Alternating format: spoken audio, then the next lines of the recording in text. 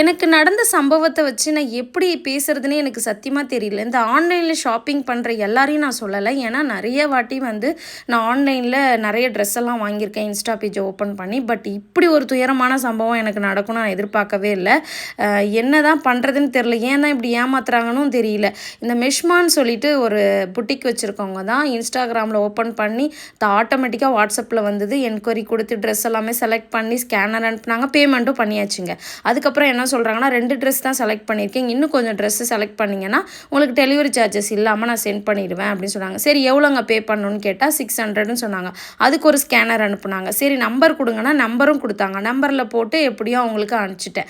அதுக்கப்புறம் ஒரு 10 நிமிஷம் கழிச்சு என்ன சொல்கிறாங்கன்னா, நீங்கள் இன்னும் ஒரு 2000 அனுப்பணும், அப்போ தான் உங்களுக்கு வந்து இந்த ட்ரெஸ்ஸு கன்ஃபார்ம் ஆகும் அப்படின்னு சொல்கிறாங்க. சரிங்க எனக்கு வந்து 2000லாம் அனுப்புறதுக்கு என்கிட்ட பேமெண்ட் கிடையாது, என்னோடய பேமெண்ட்டை ரிட்டர்ன் பண்ணிவிடுங்க, அப்படி இல்லைனா அதுக்கான ட்ரெஸ்ஸஸ் மட்டும் அனுப்புங்க அப்படின்னு சொன்னால் எதுவுமே உங்களுக்கு வராது, 4 மந்த் கழிச்சு தான் பேமெண்ட் ரிட்டர்ன் வரும்னு சொல்கிறாங்க.